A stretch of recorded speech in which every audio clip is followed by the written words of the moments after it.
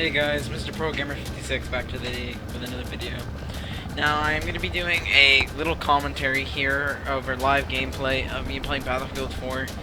And I will be changing the resolution scale of Mac to 100 as requested. Like everyone else. Sorry if the audio isn't that great. I don't really have a great mic to record with. I have an idea in mind that I can start recording with. But I basically wanted to say that this is a video about the i5 4690K, as you can see in the top left corner, along with the GTX 1070. With my personal experience, yes, it does bottleneck the GTX 1070, or the GTX 1070 does bottleneck the i5 4690K. A good example, actually, believe it or not, is not this game, because of it runs this great. It's an older title. It doesn't require much impact on this PC at all, but what it does impact is a game like GTA, Witcher 3, etc. Objective. You know what? I will turn down audio. Actually, that's too much. Sorry, I can't really hear myself speak. Rip. Okay. Yes. Okay. Okay, so this is everything maxed out, ultra settings. We're getting a steady 80 FPS. It's not really fluctuating. We are on a contours map, so it's a huge map. Everything's big. Everything's maxed out. Now, one of the issues is you can already see off the bat, it's 73% at some points, 81 even right there.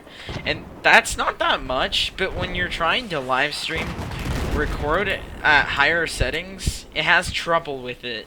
And you do notice it, especially in GTA. GTA 5 maxed out with the i5 4690K and the GTX 1070. It runs it smoothly. But here's the issue. Once you crank that settings up because of the 1070, you do get the bottleneck with the 100% CPU usage at certain points in the game. You will notice a dip of below 60 FPS. It's not a dip of like, because you know the game usually runs around 65 to 80 FPS depending on what part you are of the map. So it'll dip from 85 to even below 60, and you'll see that dip below 60 even with my 144Hz monitor. You'll see that dip really easily. And I think it's starting to become an issue. Even with my 16 gigabytes of RAM, it's still an issue.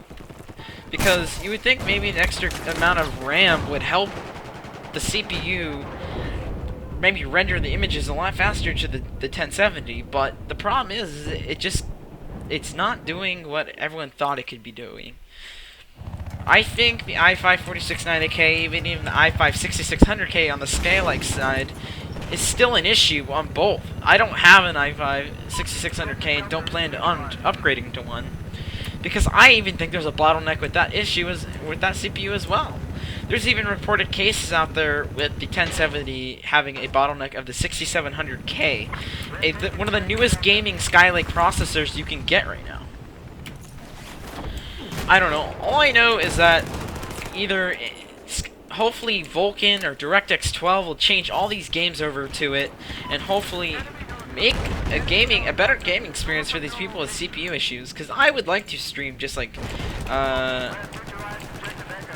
other streamers that have an i7. It's like I understand the i5 isn't meant for this, but I feel like we should be getting more out of the CPU for paying the $220 premium, which I don't think, like, you should have to pay an extra $100 to get a good gaming experience while streaming at 720p 30 frames. I feel that we're being a little bit cut off from the i7 crowd. If you put an i5 and an i7 next to each other in gaming performance, you see no difference. And you see your CPUs to sit around 30 to 50 to even 60%. You can see that difference easily. But when it comes to a stream, that i5 gets destroyed. And I feel that it's kind of messed up. But then again, what you pay for is what you pay for. The 1070 definitely is going to need some work. I love my 1070. I do have the Founders Edition, and it does seem to get a little toasty once in a while. That's why I have a custom fan curve. And I actually don't plan on overclocking it anytime soon because of my i5 bottleneck. There's no reason to overclock. Let GPU Boost 3.0 to handle it. The only thing I do disagree with the 1070 is the power issue. I think there is a power issue. A lot of people say there isn't. But if you look at my top left corner, the reason why I add that onto my OSD in most of my videos is to show you that it doesn't reach over 112, which is the new limit if you go to MSI Afterburner and set to 112. 112 is now the new limit. Even it goes above 112 and dips that FPS below. I know Nvidia recommends, or only offers that 1700 boost clock under load is what you're only guaranteed to get with GPU Boost 3.0. But I feel like, because my GPU boosts to 1848 megahertz, and sometimes even 1866 depending on the temperature in the room, I still feel that the GPU should have had an 6 pin along with it. Now, I don't really want to get into the RX 480 content, but I do notice the RX 480 bottleneck power issue, and it has been brought up to by a couple YouTubers. The smaller ones. What I find is kind of interesting is how the bigger YouTubers never bring that up. They do talk about it, but they don't seem to quote have an issue with power, according to other people and other users that actually have the RX 480. I understand the RX 480 is supposed to be a great card, but I think AMD needs to really bring up the problem and stop being babies about it, and they need to really show people what the RX 480 is doing so they get a good understanding, because the 1070 has the same TDP as a RX 480, and the RX 1070 I think has power issues too. Nobody brings that up, but it does have an 8-pin. But the RX 480 has a 6-pin. Yes, the 8-pin does supply a lot more power. Probably, I don't know. I don't really know very much about the PCIe Express power connector. But I'm assuming it at least provides 50 extra watts of power through the 2 pins. I'm not really sure. Correct me if I'm wrong. But I do see it as an issue. Now, there won't be I don't think there's a lot of games out right now that do bottleneck the i5 4690K, but I'm just looking towards the future. I only have had this PC for less than 6 months, and I'm already seeing issues with the i5. If I would have known, I honestly would have went with the i7. The whole plan was to go with the i7. But there's the whole reason why I ended up with an i5 is because of a mistake a company had. They ended up sending me 2. So my sister took one, and I paid for the other. So I'm like, why send it back? There's no reason. It's a waste of time. And I'm kind of regretting that now, because I wish I kind of went with the i7 4790K now. Because I'm looking at the performance of that compared to the i5, and I'm really disappointed. But I'm even, like I said before, I've heard things of where the i7 6700K bottlenecks that bottlenecks the 1070 and the 1080, which kind of sucks. The whole reason why I wrote this video is I'm a big fan of the YouTube creator Coltamush, and he also has the same specs as me, except for I have more RAM than him, and I have the Founders Edition. He has the, I believe, the EVGA version of the 1070, and he has issues live streaming to his fans because of the i5 4690K bottlenecking. Now, this always was an issue before, even when the i5 4690K came out. But I believe that there should be a way to fix this somehow in hopefully DirectX 12 or even Vulkan, so our gameplay doesn't get, our PCs aren't completely being brought down, because the $100 extra premium is actually totally worth it when you really look at it. Freaking sniper.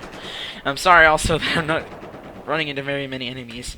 But this is just a video I really wanted to bring up. I don't know how good my audio is. I might have to record again. I don't really know. All I know is I just wanted to make this video because people also requested me for the 100, where'd it go? Yeah, the 100%,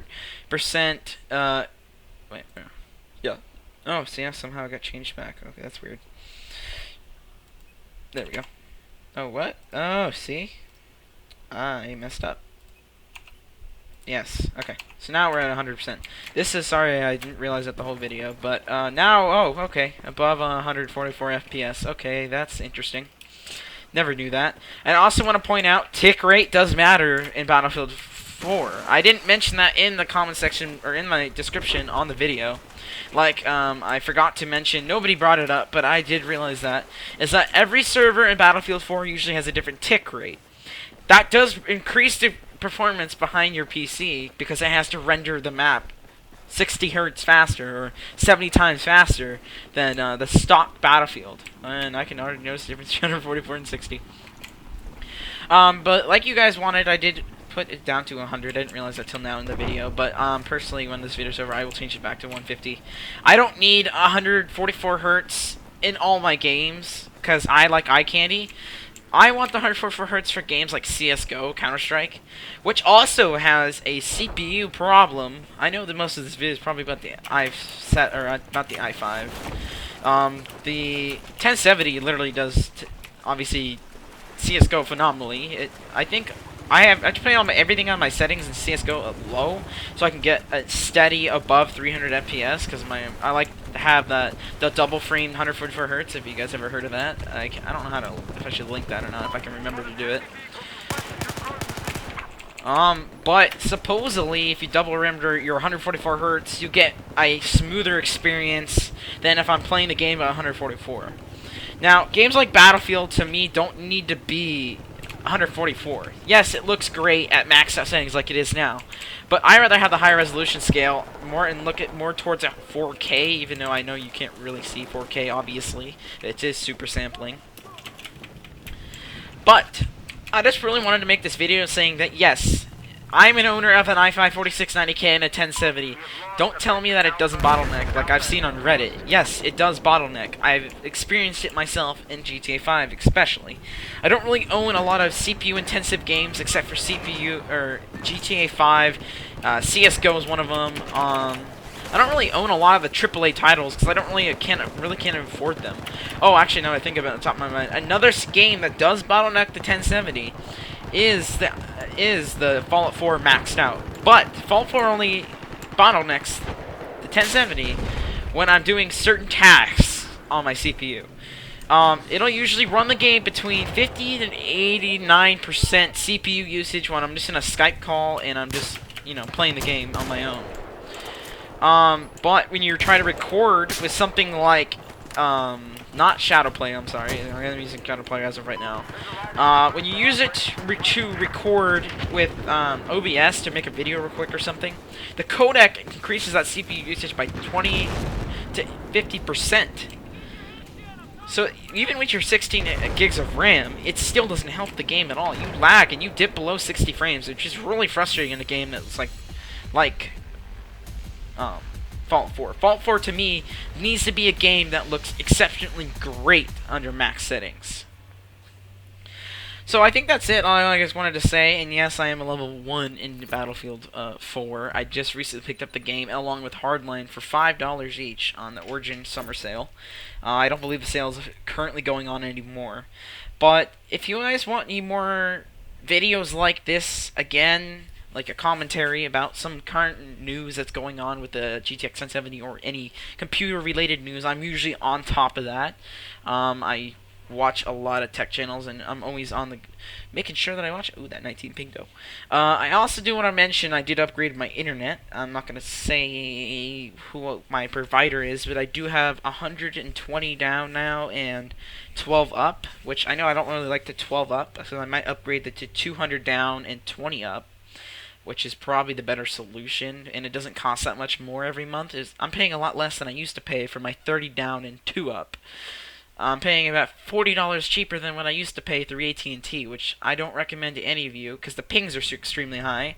And with my current internet provider, I have the best ping I've ever had. So I think that's all I wanted to say to you guys. I'm sorry if I didn't really play that good because I was running on the map trying to think about what I wanted to say. I didn't really have a script or anything. But I just want to let that off my mind. i5 4690K, guys, does bottleneck the GTX 1070. I do have questions about that in the comment section below. Does it bottleneck? And my answer to you guys is yes, it does. In certain games, in certain tasks. Don't listen to other people telling you that it doesn't. I'm a person that has an i5 4690K, even to 4.5 gigahertz. And this game, Fallout 4, GTA 5, all the AAA titles bottlenecks this 1070. You don't have to believe me, but I'm telling the truth. It does bottleneck this 1070. Also, overclocked processors are bae because I'm already in the server. No one else is. First person, actually. Second person. Well, yeah, I was the first person. But other than that, this i5 definitely needs to hopefully work better at DirectX 12 and Vulkan. I'm shooting for that bottle. I'm gonna keep the i5 4690K for now, but I'm thinking that's what my problem is. I think it's the DirectX 11. DirectX 12 is supposed to run this completely better, and I was thinking about just picking up Ashes of Singularity just because of its how well it plays DirectX 12 games. Because I want to get a good idea and see if this i5 4690K is going to be able to put up to the newer games coming out with the DirectX 12. I'm not worried about the 1070. The 1070, there's no way it's going to be the top contender for a really long time. There's no way. I only wanted a 1070 because I want to beat the 980, and I had the money for it, and I've been saving up for a GPU because I had the 960 in my system for like quite a while. So, and I built my system, I think, around May. Yeah, May. So I had a 960 in it. I got the 960 off a friend for free. I didn't need it anymore because he upgraded to two 980 Ti's and SLI with a 5930K CPU upgrade. So he's set for like a long time. But I think that's it, guys. I hope you guys enjoyed the video, and if you have any recommendations, and once again, I know I keep saying it, the i5 4690K does bottleneck games. So I know that I was asked that a couple times in the comment section. I did reply to you as fast as I could, back to you as possible. But if you have any other questions like that ever again, make sure you please leave it in the comment section below. I will get back to you as soon as possible. And guys, I think I'm out. Thanks for watching, guys.